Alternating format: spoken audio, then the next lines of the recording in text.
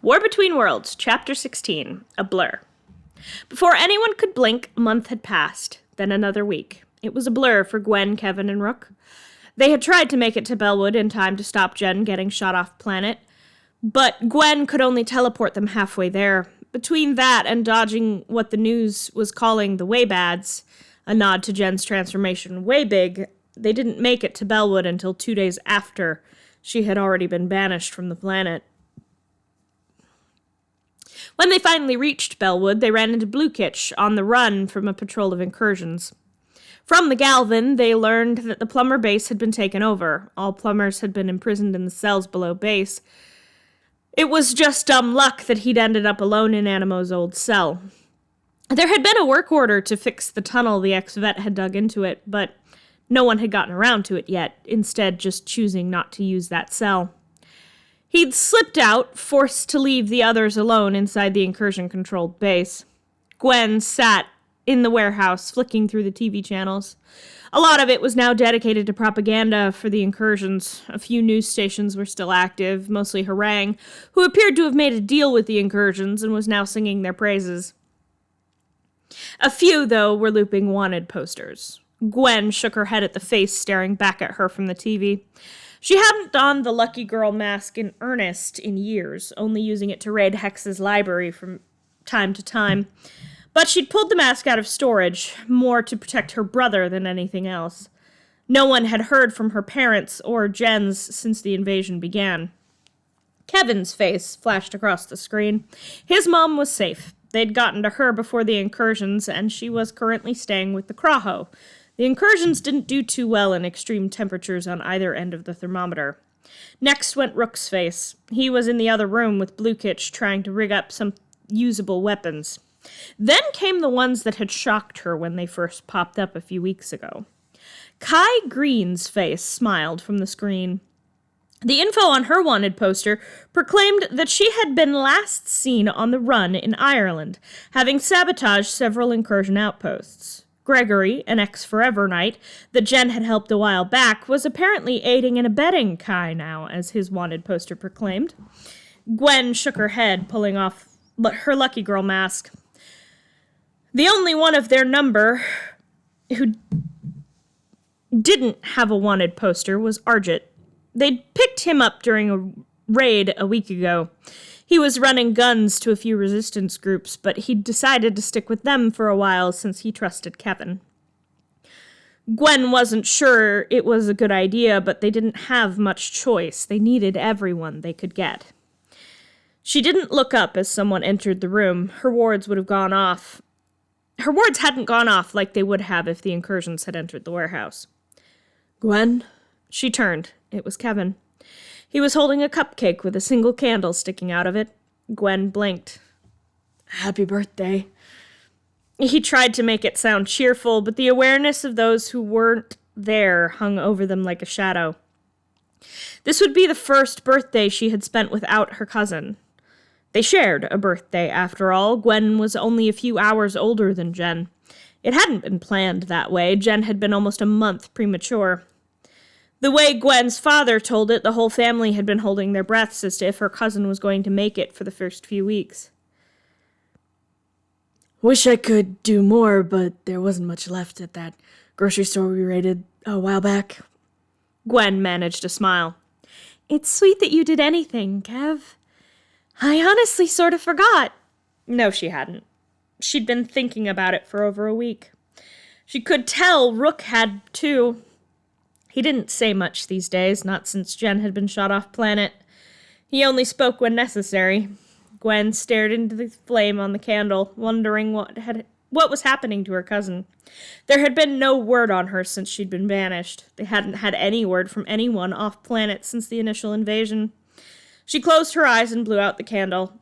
All she wanted was for this invasion to be over, for life to go back to normal, for her cousin to be alive, safe, somewhere.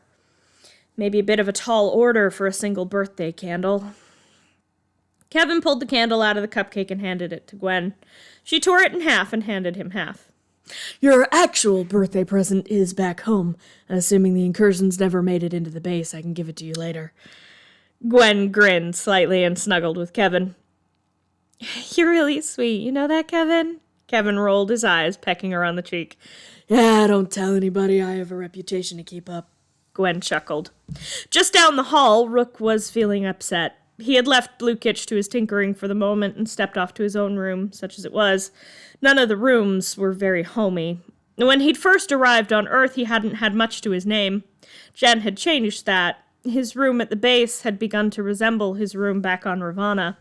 He'd even had a pet fish, one at the festival he and Jen had gone to, where he had first discovered the existence of malware.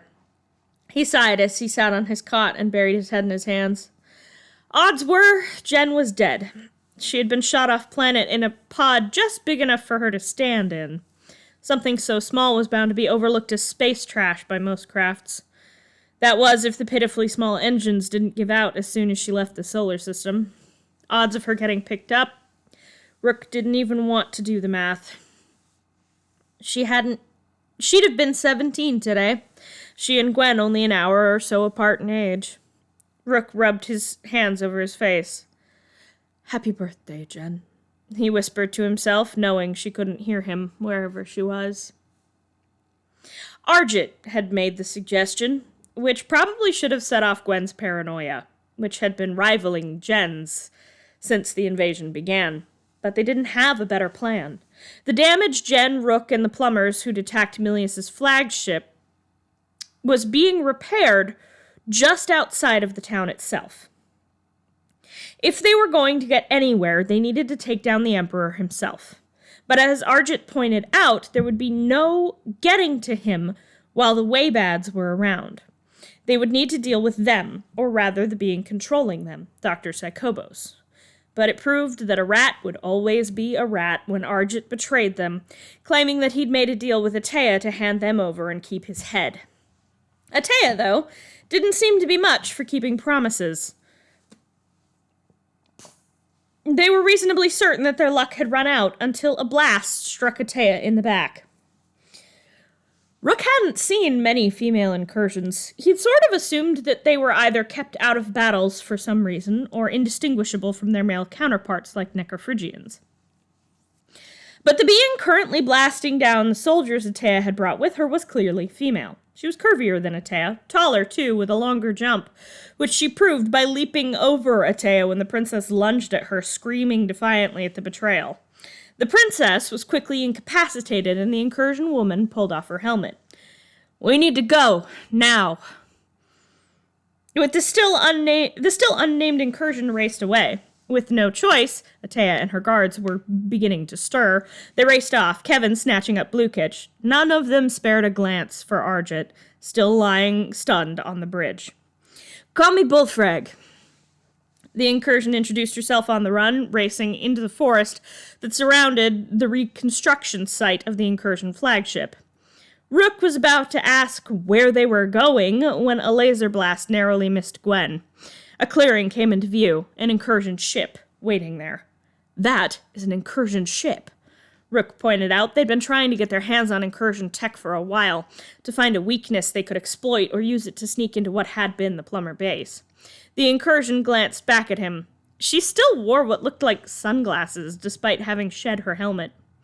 Think you can handle it? He could practically see her winking beyond the glasses, and it made no sense. They barely made it onto the ship, Atea and her guards close behind them, but they did make it. Up and away from the guards and the flagship. Everyone okay? Gwen's question rang through the mostly empty ship. It was just the 5 of them on board, though Bluekitch had yet to get off of Kevin's shoulder. You know, I'm feeling a bit melancholy, the Galvan stated from his perch. Kevin rolled his eyes. She means, are you hurt? Huh? They were interrupted by the still unfamiliar female voice. I didn't hear a thank you. The incursion looked downright smug. The 4 rebels glanced at each other. Kevin leaned in the doorway, discreetly absorbing the metal of the ship, as Bluekitch leapt onto Gwen's arms. Before the incursion could react, Kevin slammed his fist into the side of her face, sending her sprawling. Oh, where are our manners? He joked as the amphibian went limp. He formed a blade with his hand, and Gwen shook her head. She was running with Atea's guards. She'll have valuable information. We need her. Kevin nodded and went to search for something to bind their prisoner with. Chapter 17, Space Case. When Jen found herself on the mystery ship that had picked her up, she found herself face to face with several beings she recognized, and more importantly, who recognized her. A booming laugh filled the hangar as she landed, having transformed back to herself. "Smallest warrior!" She was swept off her feet by a large orange arm. The other was Black Mace. She laughed incredulously. She hadn't seen this being since he'd come back to the megacruiser to help her beat Kevin. He'd shoved her in an escape pod, saying that his life still belonged to her as she had saved his life against Kevin earlier. Technorg! His smile might have been terrifying if she hadn't been so happy to see a familiar face. "What are you doing here? Not that I'm not grateful, but how?" He set her down on her feet and smiled again. "Much has happened since last we met, smallest warrior. Come, you are injured."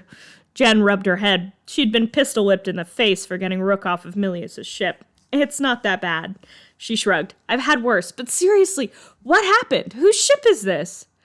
Technorg nodded slightly, but still insisted that she follow him to the infirmary.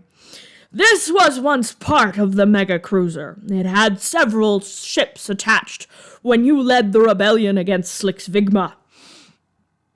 He went on to explain that after he'd gotten her off the ship, he and Kevin had fought through the ship. Both had been pretty injured by the end, but Technorg had escaped onto this ship.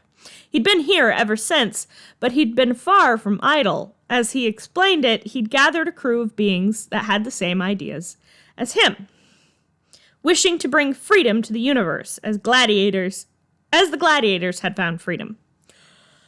"We heard tell of the incursions heading for your world. We came to see if we could offer any assistance." Jen shook her head as Technorg ran some kind of device over her bruise. It shrank, and she felt the cut in her skin knit back together. "We?" Technorg nodded. "Your influence spreads far and wide, smallest warrior. Many have heard your story, but cannot or will not join the plumbers. Come, meet the crew." Jen followed the giant alien down the halls. "You know my name is Jen, right?" Technorg nodded. "It is a sign of respect. For someone as small as you to be as capable a warrior, it is an amazing accomplishment." Jen rolled her eyes and blinked as they stepped into the main hall of the ship. It was large, though probably only half the size of the megacruiser. Inside were beings of so many races and creeds, Jen wasn't sure she knew them all. There were 50 here at least. Everything from a few scarred Galvans to a very large black and green figure. Jen blinked. "No way!" At that sound, the figure turned and smiled. Jen had only met her once, though technically they were closer than most beings could ever be, having shared a mind. Ultimate Humongosaur, along with 5 other ultimate transformations, had gained sentience due to a glitch in the Omnitrix caused by Azimuth giving Jen master control. Jen had helped them escape the device, and Azimuth had promised to help them find homes. She grinned and came over to them. "Jennifer Tennyson, it is good to see you." Jen grinned at her lost transformation. "It's good to see you too. You didn't have a name last time we saw each other," Jen pointed out lamely. Ultimate Humongosaur smiled. "I have chosen the name Tavok."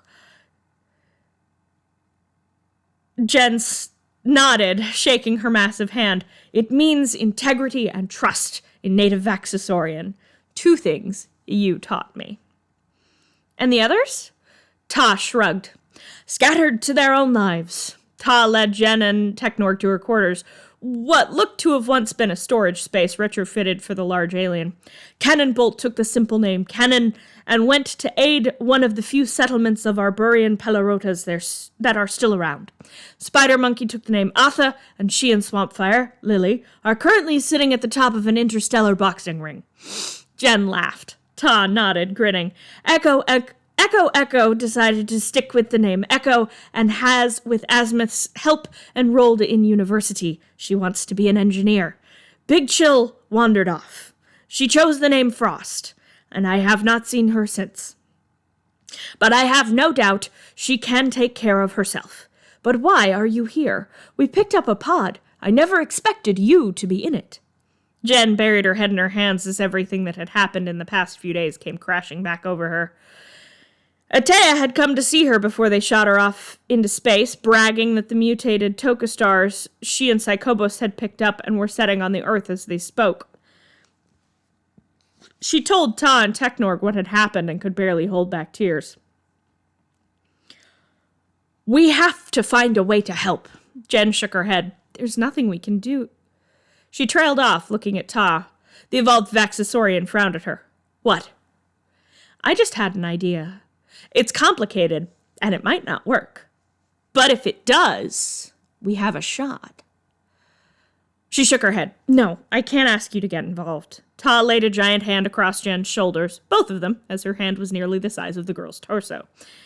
You would have died for me. I will do no less for you. Technorg nodded. She is right. We will assist in any way we can. Jen nodded. First, I need to make a call. Rook watched as Bullfrag, the incursion who had helped them escape and that they had subsequently taken prisoner, stirred in her bindings. It was odd that this incursion was helping them. They'd searched her. She didn't have any kind of tracker, so they brought her back to the warehouse, her head bagged with a paper bag they'd found in the trash. When she woke up, Gwen had her bound with mana, and she nodded to Rook, who pulled off the bag. Bullfrag was frowning at them. You know you didn't have to hit me. I literally saved your lives. She sounded slightly annoyed. Yeah, and why would a filthy incursion want to help us? Kevin asked, flicking on a heat lamp they had rigged to run just a bit hotter than it should. It wouldn't kill her, but it would be uncomfortable. Bullfrag seemed to roll her eyes. Her sunglasses hadn't moved, though, so it was harder to tell. Answer him, filthy incursion, Rook demanded. There was heat in his voice, and Bullfrag regarded him with something akin to curiosity. Never took you for the bad cop type. Gwen stepped forward, fully decked out in her lucky girl gear, eyes a pink glow. He's not the bad cop. I am.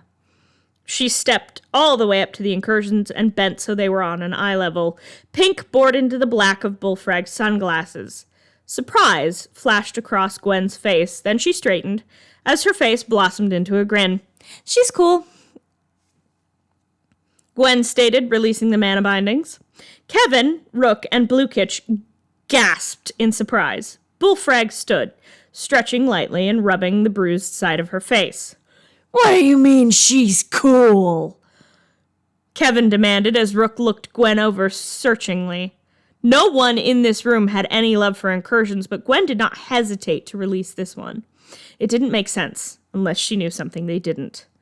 Gwen turned to Rook. Scan for enemy surveillance. Rook frowned. I performed a scan this morning.